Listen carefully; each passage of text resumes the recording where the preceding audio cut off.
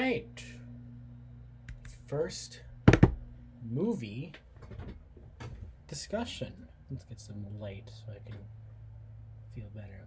Let's change it to reading. That's kind of what it is. Yeah. All right. So,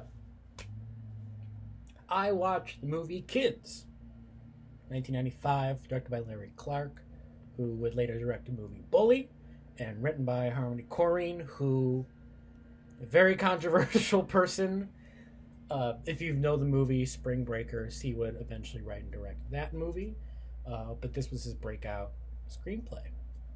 So let's get to the questions about Kids. All right, what are the lasting effects on your lens on the world as a result of watching this film? I know this is a cliche phrase, but I would say don't judge a book by its cover. You know, clearly the main character Telly, he is, on the surface of what he is, we see, a hypersexual drug user adolescent, when at home he is neglected mostly by his mother because she's taking care of the newborn, and I do not see a father around. Not as don't want to assume, but I will assume in this case that there's no father around, given that there is no mention or character in the story, and is always let loose, go look for a job. So and it kind of for me goes back to the movie Natural Born Killers, which is an Oliver Stone flick, originally written by Quentin Tarantino, and the main characters in Natural Born Killers had traumatic childhoods, which led them to become the natural born killers that they are. And it goes to show how the influence of one's childhood can have lasting impacts on their view and their actions later in life, especially in adolescence or adult life. And so that's how I kind of look at the lens of the world as a result of this film, is to not judge a book by its cover. You don't know what's going on the inside. What are the key issues of social inequality that are present in this film? I would say the life of inner city. Clearly they do not live in the Upper East Side or Upper West Side. I have been to New York, and I've been around those areas. I'm looking up at maps right now to get an idea of where they were. So, yeah, so they are. So clearly they do not live in a high income area, and they do not go around. So you see them stealing from a bodega, Telly and Casper. You see them hopping trains, and you see them just walking around the city and going to Washington Square Park to buy marijuana. And that shows in the social inequality of the time, that they have to live in a small rundown apartments, and all they do, or all they can do, is go out and be with their friends, and in the eyes of the society cause trouble. So, and that connects back to the previous question of the lasting effects on the lens of your lens on the world. You don't know what's going on the inside, and so that it's connected. That's what I would say. Income and opportunities, both. What part of this film relate to your own lived experience? Not much. I was a very quiet kid. Was not antisocial. I had trouble, hanging out with friends or meeting new friends, especially in middle school, and for like the first 2 years of high school. I didn't really start putting myself out there till like around junior year. So unfortunately, I cannot really relate to this experience. I do not live in a big city.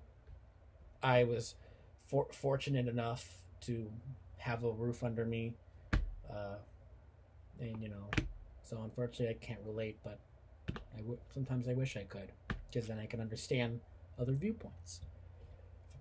Kickstart. All right, next question. How does course material inform your understanding of social inequality presented in this film? Uh, the one, the two materials that I noticed was the video of the risk taking in adolescence, and then also the article about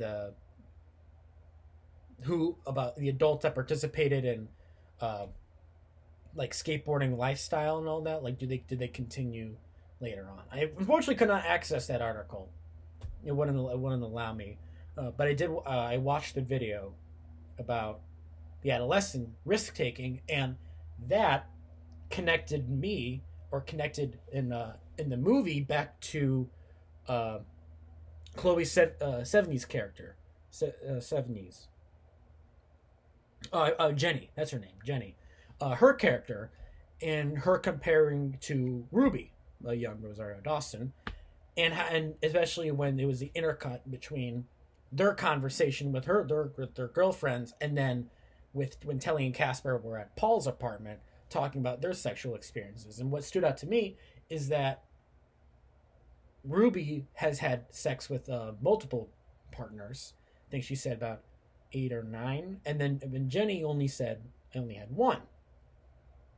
And she's talking about these experiences, and it got me wondering, is this peer pressure? Is this her trying to fit in with her peers and try to fit in? Yeah, I don't know how else to explain it. And eventually also just going with Ruby on getting an HIV, any STD test or STIs. So, and that again, even though it's not necessarily social inequality, it does, to me, show how, adolescents at, 16, 17, it shows how connected they really are and how they influence each other and their own actions, for better or worse. How does this film apply to your understanding of social inequality among diverse cultures? Again, I would say between diverse cultures, unfortunately, some are given better opportunities by society than other cultures. I mean, yes, Telly and Casper are Caucasian, but we see them hang out with African Americans, especially in Washington Square Park. And to me, it's super. It wrenches my heart that not everyone could get the same opportunity that other people can get, and especially in the inner city of the '90s, especially New York. They were slowly starting to clean up a little, but you can still tell it's still little reeks of the '80s and the '70s and the '80s, when it was still very crime ridden. To me, it just shows of what happens when kids are not given opportunities or to live the life to their fullest. And their way of doing this, to me, their way of let me rephrase. Their way of going out in the city and just mulling around is, to them, is a charade that they are living life to the fullest, when really they are not. When they are just stuck in a continuous loop of no opportunities. And unfortunately, some cultures have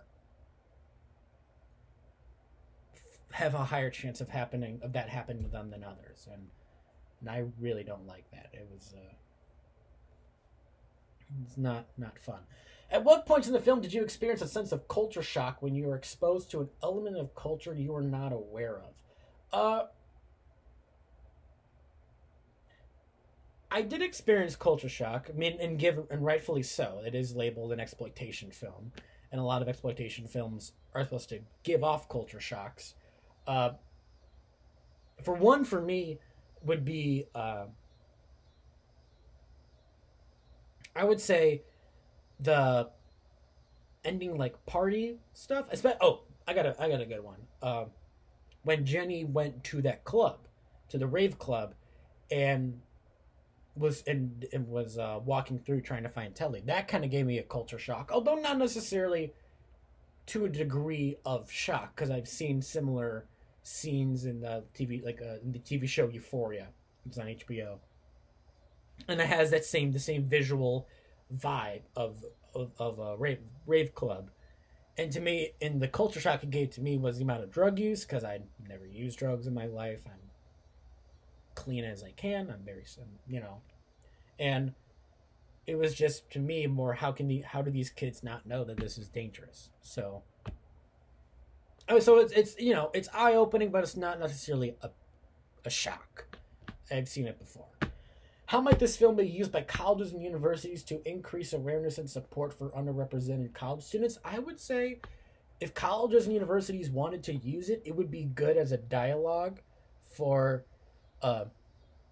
not assuming one's background, or I should say not assuming one's personality by the background they come from, and to, instead of judging them, talk to them and have an open dialogue and thoughtful discussion on our backgrounds and where we all come from and the different situations and schools and incomes and neighborhoods that we all link back to, and how we can understand each other to become a more harmonious society. Anything else you can think of? It's a brutal film to watch, I would say. It's very, very brutal, but also very powerful. It actually got me thinking back to this current controversy surrounding Netflix and the new movie Cuties. I'm not going to explain that. If you were watching this video, go search it on Google. A lot of controversy surrounding it. It involves, if you follow on Twitter, it involves the hashtag cancel Netflix stuff. That gist. So, all right. I know this is a little bit free form. I had some talking points right here to get myself organized. So if none of it makes sense to you if you're watching this video, I understand. Don't worry. All right. Peace.